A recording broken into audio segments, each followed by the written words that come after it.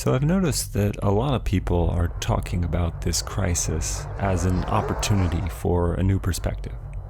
To take a step back from our ordinary day-to-day existence and ask, what are we really doing here? Yeah, right now that's kind of hard to answer, but we can start asking questions.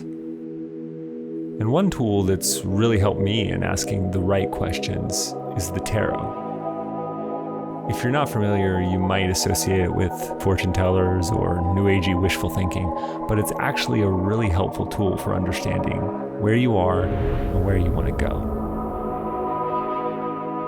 Okay, first a little background for anyone that's totally new. The 15th century ancestor of modern playing cards, the tarot deck is comprised of 4 suits of 14 cards each, plus 22 major cards or trumps, each depicting a different archetype or stage in the fool's journey from ignorance to awakening to true self-realization. Through the centuries, the deck has evolved and been imbued with a lot of Judeo-Christian mysticism, occult symbolism, and other layers of meaning. But at its heart, the narrative of these 22 cards and the supporting characters provided by the 4 suits tells us a universal story about the path of personal growth through life, death, and rebirth. So it's a valuable psychological tool for understanding and making meaning of life's various ups and downs. But it can also be something a little more mysterious. For many, it can serve as a portal into the unconscious mind, a key to the strange magic of intuition and synchronicity. Everyone has a slightly different way of drawing cards from the deck, and whether done seemingly at random or following some internal intuition about which card is calling out, the chosen cards will more often than not eerily correspond with one's personal life or larger current events. Now, the skeptic in me will say that there's nothing magical going on, that this is just the mind's way of seeing itself in the mirror of these universal archetypes. Which could be true, but the longer you play around with these things, the more frequently strange and unlikely the coincidences become.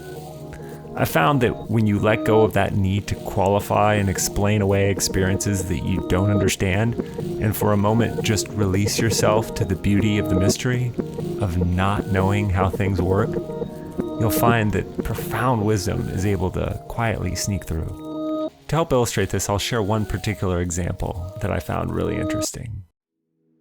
Like many of us trying to stay positive in this time of isolation, I've been having a strong desire to connect and create, to share something that's meaningful to me with those I care about, who are sheltered away in their own socially distant little worlds right now. So I pulled out my tarot deck, shuffled it up, and asked, what do I need to share? Then I pulled a card. And this is honestly the card that came up. The Tower. Yeah, if you're not familiar, just look at it. This is not a difficult one to interpret. It's all right there. Calamity, collapse, imminent death, the complete destruction of a towering sense of self that's been built up brick by brick, day by day, thought by thought, atop which sits our crowning achievements, our precious identities, the pictures we proudly hold up for the whole world to see. Yeah, kind of obvious, right? Global pandemic, economic collapse, widespread death, and personal upheaval. Like, no shit, tarot, tell us something we don't know. So I drew another card. The 3 of Pentacles. Okay, take a look at this card. What do you see? I see a mason working in an alcove of some great stone structure, like a cathedral or maybe He's speaking to 2 others. The clergyman here with the handsome friar cut, and another colorfully dressed individual holding what looks like architectural drawings. Now, this card is traditionally interpreted to be about work in all its various forms. This guy in his yellow apron is clearly the worker being directed by the other 2. Ordinarily, you could say this represents the importance of collaboration, shared vision, the union of technical skill, creative passion, and some higher purpose in achieving your finest work. But when paired with the Tower and viewed at this particular moment in time, the Three of Pentacles could take on a very different meaning. And that's the beauty of the tarot. There is no one correct meaning. Sure, there's the traditional meaning, the one other people will tell you, and then there's what you see. And it's what you see that holds all of the power. I don't know about you, but right now, when I look at this card, I see someone who's trying to build something based on somebody else's idea of what things should look like. Look closer. Do you see a clergyman and an architect? Or do you see a father and a mother? Or a boss? Or a teacher? A politician? Maybe a fashionable influencer? How about past versions of yourself that you just don't recognize? So whose plans are you following here? Let's put the two cards together. What do you see now? Do you see the value of hard work and collaboration?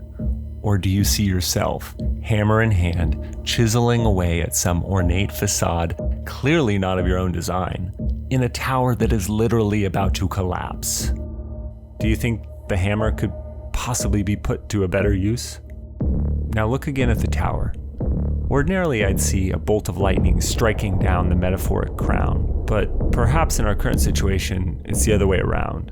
Maybe it is the crown, the corona, which is actually serving as the divine wrecking ball. So what do we make of this all? Here's the thing.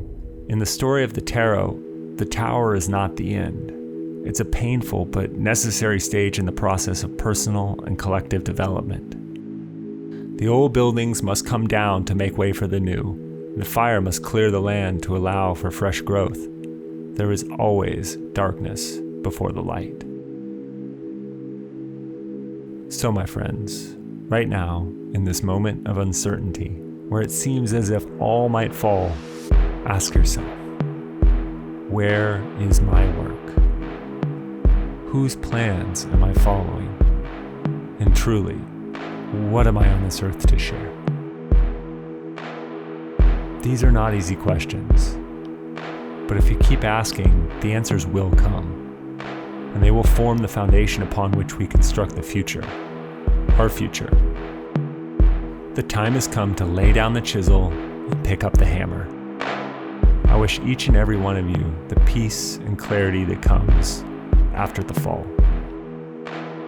And if you only remember one thing, remember this: be wary of the crown, but don't fear the tower.